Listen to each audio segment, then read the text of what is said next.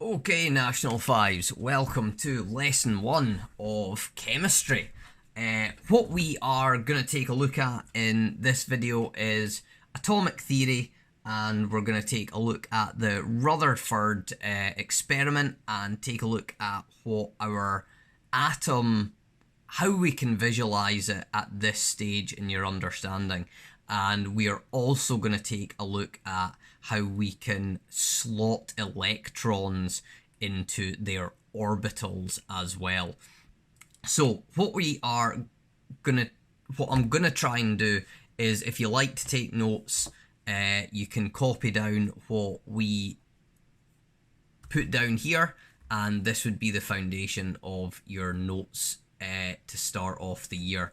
I appreciate this is going to be difficult and a bit unusual, and we are going to lack a lot of the questions that really bring a lot out of lessons. To get around that, what I want to try and do is do question and answer videos. So what I'll put up on Teams is there will be several different folders.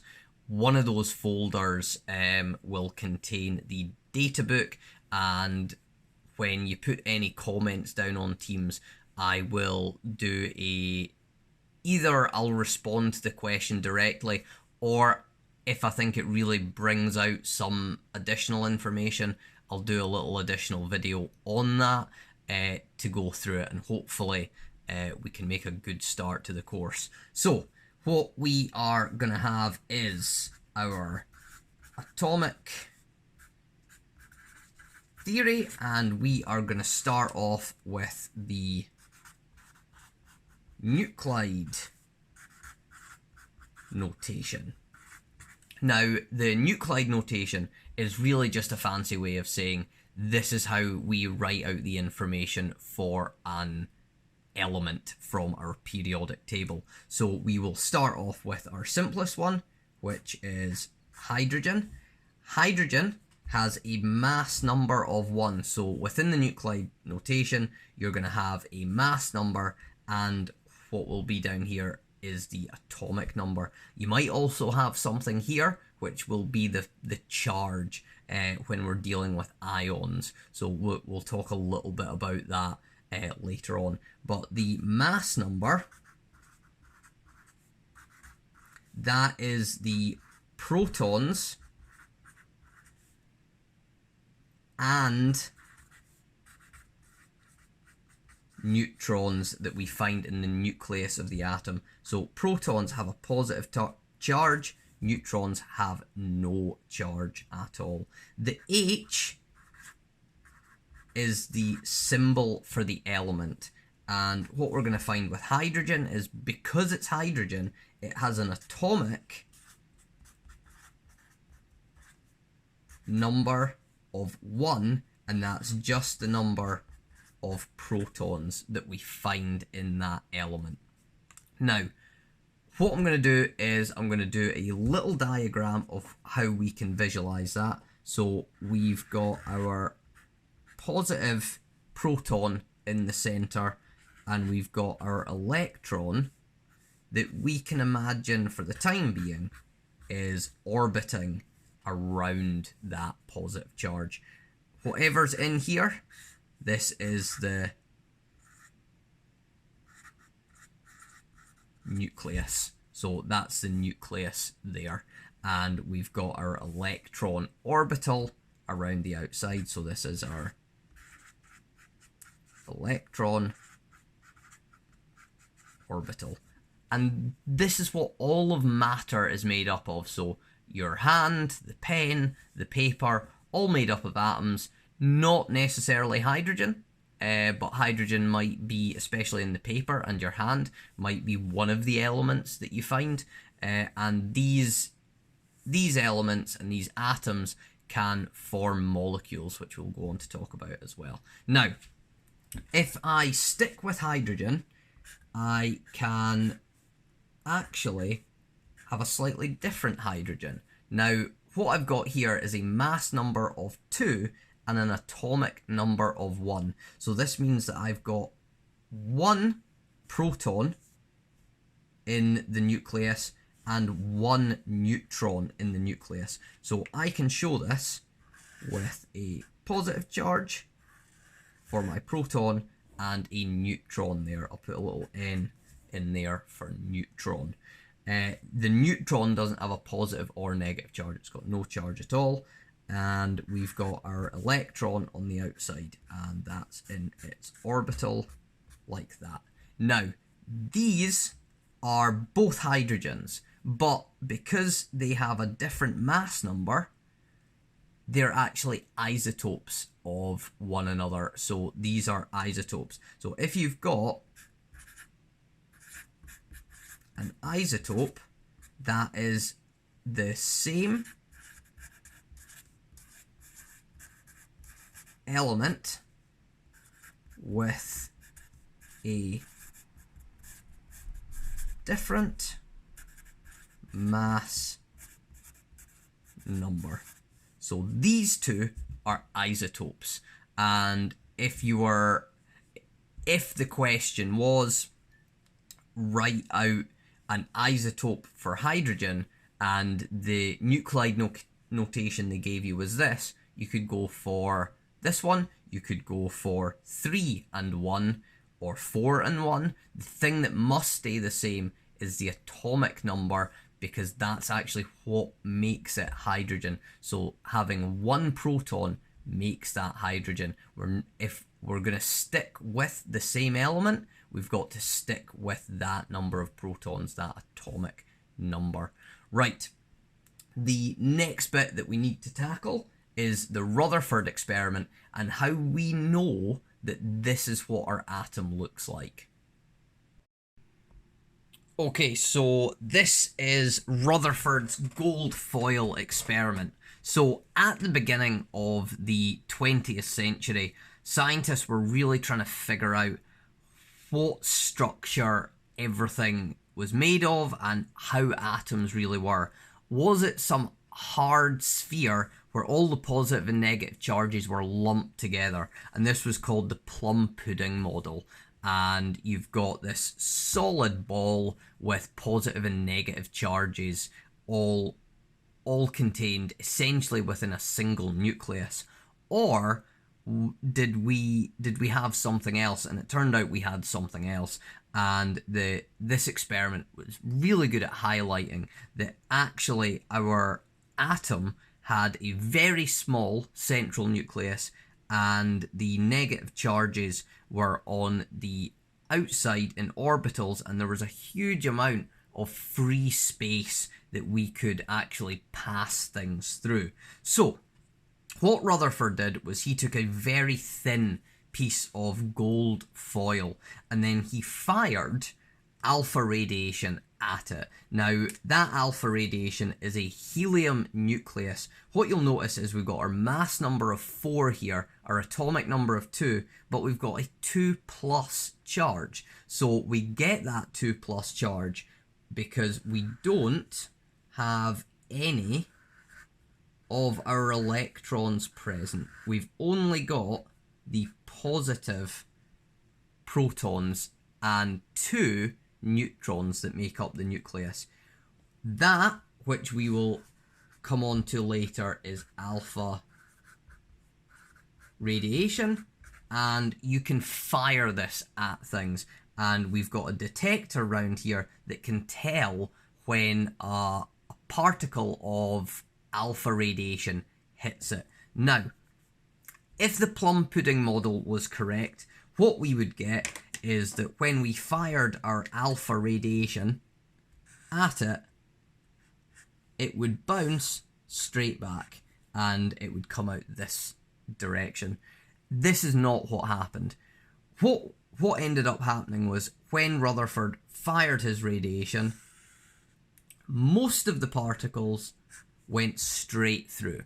Some of the particles, because they are positively charged and the nucleus is positively charged, were deflected slightly. Very, very few of them actually came straight back. So these numbers are made up, but they give you a good idea. About 99% of the alpha radiation passed straight through. About 0.9% was deflected at an angle that was not completely straight through, and about 0.1% came straight back. Like I say, this is actually going to be much, much, much smaller than that, but it gives you a sense of what we're talking about here. Now, the thing that this really showed was that we could pass things through atoms, and as long as we didn't hit the nucleus, we could go straight through. If we hit the nucleus a little bit, we would get a little bit of deflection. If we hit it straight on, which was very unlikely, then it would come right back out again. That's quite unlikely to happen because this is very, very small, and these orbitals of electrons are really quite big. So what we had throughout the foil was nuclei that were spread out, and we could pass straight through most of the foil because those alpha particles would not hit anything if they went in between the nuclei of the gold atoms. So that's how we really went from this plum pudding model to the model that we've got now, which is a very, very small central nucleus and a very, very large electron orbital. And all this area here, we can pass straight through. The only thing that might cause deflection is if we get close to the nucleus. If we hit that nucleus straight on, which is pretty unlikely, you'll get it coming straight back out at you. So the vast majority of the atom is empty space. Now, when I say that it's empty space, that gets a little bit more complicated, and you will talk about that if you take chemistry on to advanced higher. But for the time being, this model and viewing an atom with this very small central nucleus with positive protons and neutrons with no charge with electrons orbiting around it is what you should have in your head. So he did this with gold foil. Your nuclide notation for gold is up there. If you want, you can actually work out that the number of neutrons you've got in that gold atom is 118, because if you take the 79 protons away from the mass number, you'll be left with the number of neutrons. Because there's no charge, we've got 79 electrons as well. Where we've got a charge of 2 positive and we've got 2 protons, that means we've got no electrons present, and that's actually alpha radiation, which is the nucleus of a helium atom. And that is how Rutherford figured out that most of our atom is empty space, or at least for the time being it is empty space. Next thing we're going to look at is how we take these electrons and we put them into very particular shells so that we can go on to do some Lewis models, and we can work with that. So what I'd like you to do is find the PDF of the chemistry data booklet and have that handy on your screen if you can. We might switch back and forth, and you can pause the video and find where I am with that. Okay, so what we've got here is the chemistry data booklet, and you should find this in the folder on Teams. I'll put this up along with a few other things into the folder that you'll need. The data booklet's got quite a lot of useful stuff in it for chemistry. You will have this in the exam.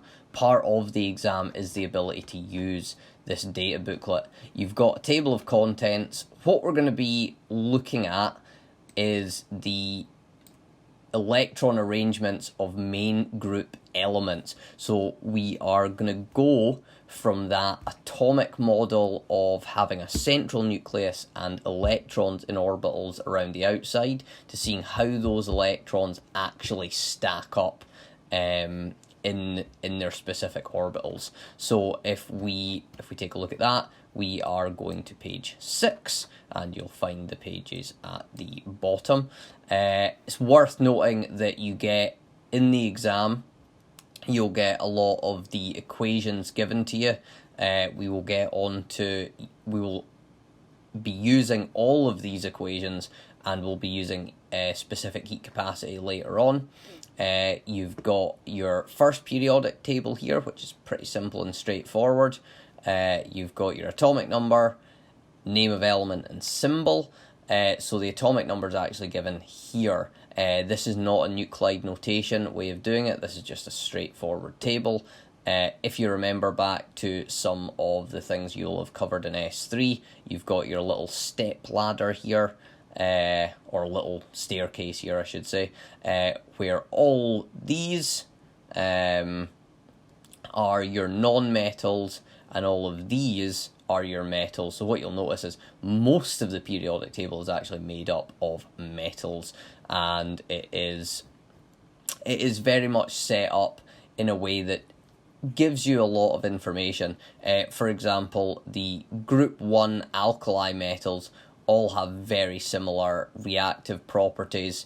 The reactions for group 2 is the same, 3 is the same, 4 is the same, 5 is the same, 6 is the same, 7 is the same, and 8 or 0 is the same. So they all have, when I say the same, what I mean to say is they all react in a very similar manner. So fluorine will react in a very similar manner to chlorine, oxygen will react in a very similar way to sulfur and selenium, nitrogen will react in a very similar manner to phosphorus, lithium, sodium, potassium, rubidium. Hopefully you've seen that in S3. They all have very similar reactive properties as well. So if we move on to page 5, this is just giving us some information about the melting and boiling points. We'll talk a little bit about this later, because this is quite interesting when it comes to bonding. And finally, we've got our page 6, which actually has quite a lot of very interesting information on it. It's got flame colours, which we will be dealing with later on. This is how you can identify different metals, but this is the bit that we want to focus on at the moment. So as we saw when we drew our little diagram of hydrogen, hydrogen has an atomic number of 1, and it's got H as its symbol. Now its electron arrangement is just 1, and helium, it's got an atomic number of 2, He is its symbol, and it's got an electron arrangement of 2. Now something very interesting happens with lithium. We've got an atomic number of 3, our symbol is Li, but our electron arrangement is 2, 1. So these electrons are stacked not all together. They take up different shells or different orbitals. Beryllium goes to 2, 2, boron 2, 3, then 2, 4, nitrogen's 2, 5, oxygen's 2, 6, fluorine's 2, 7, and neon is 2, 8. Now, once we get up to 8, we then start filling up a new orbital, and we get sodium with 2, 8, 1 here, and this goes right the way up to argon, which is 2, 8, 8. I don't expect us to really be talking too much further about I don't expect to be talking about anything much further than argon. We can certainly cap ourselves at calcium, so we will cap ourselves talking to calcium. So what I said to you before was the group don't include hydrogen when I'm speaking about this, but certainly with lithium, sodium, potassium, rubidium, cesium, and francium, these all have very similar reactions and chemical properties. The reason why they have very similar chemical properties and they react in a similar fashion is because their outer electron is 1. Beryllium, magnesium, calcium, strontium, barium, and radium, they all have very similar reactive properties, and the outer number of electrons there is 2. And it's because of the outermost electrons that we actually get chemistry. Chemistry, for a huge part of it, is actually the study of how these outer electrons function to create bonds between atoms, and that's what we will look first at how we can draw this and how we can visualize it. Then we'll take a little bit of a look at how the bonding, how this allows us to bond certain elements together and how that works. So that is our introduction to our chemistry data book, and that you will need to be able to use this all the time. So you will find that in one of the folders on Teams. Okay, so now that we've taken a look at the data booklet, what I want to do is show you how to visualize this electron arrangement and how we put these electrons into shells around our central nucleus. So we've got lithium here and we've got a electron arrangement of 2, 1. This means I've got 2 inner electrons and 1 outer electron. So what I can do to show this is I will use the symbol for the nucleus, so Li, and I'm going to put in my 2 initial electrons, and I'm going to show that as an orbital, and then I'm going to put in my 1 outer electron and show that as an orbital. So this is me showing the 2 here, which I've done, and this one is this one here, which I've done, and this is our electron arrangement. So 2 inner electrons, 1 outer electron. Now, if I do sodium, Na, I've got 2 inner electrons once again. This time, however, I've got 8 in another shell, another inner shell, really. The 1 is our outer shell of electrons. So I'm going to do this very specifically, and I'm going to do it the same way each time. It doesn't really matter for this one, but it will come on to matter quite a lot later on, and if we get into the practice of it, doing it correctly, even when it doesn't matter, it'll be more muscle memory when you come to do it when it does matter. So I'm going to put my first electron in here, and our electrons can actually be doubled up, but I don't want to double up that electron quite yet. What I want to do is go from 12 o'clock, if you imagine this was a clock, to 3 o'clock and put in another electron, then 6 o'clock and then 9 o'clock. Then, and at this point I've done those 2 and I've done 4 of these 8 electrons. I now need to start doubling these electrons up, so I'm going to put in 1 electron here, 1 electron here, 1 electron here, and 1 electron here, and that's me got my 8 in this orbital. Now I've got 1 electron left over, and I've run out of space at the top of the page, but I would be putting it up here if I had space, but I'm just going to put it here, and that doesn't matter too much, but that is my outer electron shown there for sodium. Now, if I do boron, B, I've got 2 inner electrons. Now, once again, I'm going to do this the same way. 1 electron here and 1 electron here. And that's me done my inner shell of 2 and my outer shell of 2 as well. And that's me got 2, 2 and they sit like that. Now, if we go up to carbon, this is an interesting element, especially in terms of biology. And I'll do my first shell like that. Now, my second shell has 4. So I've got one at 12 o'clock, 3 o'clock, 6 o'clock, and 9 o'clock. And we can go around like this. And I've got 4 outer electrons with carbon. Now, if I do nitrogen, nitrogen has 1, 2 inner electrons.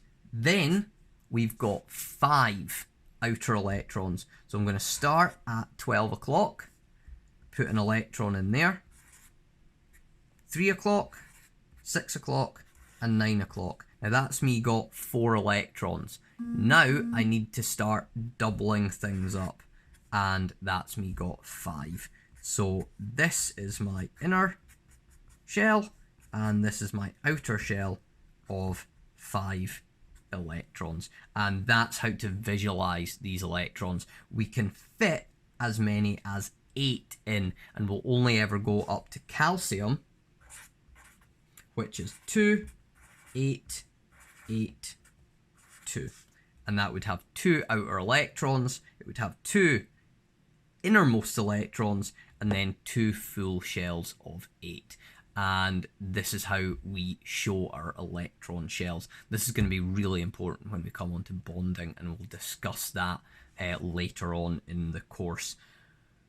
Okay, so for the time being, what I would like you to do is, if you could try to draw out the electron arrangements for fluorine, and that is 2, 7, and that will be found in the data booklet. If you could draw out chlorine, I'm not going to give you those, you can find that in the data booklet. Neon and potassium. Okay, so if you do fluorine, chlorine, neon, and potassium yourself, and see if you get the same answer that I will post up on Teams. Right, that is our first little lesson. Any questions you have, please put them on Teams. And what I might do is, if we've got a lot of questions, or if we've got the same question coming up over and over again, I will post a second video that deals with those questions.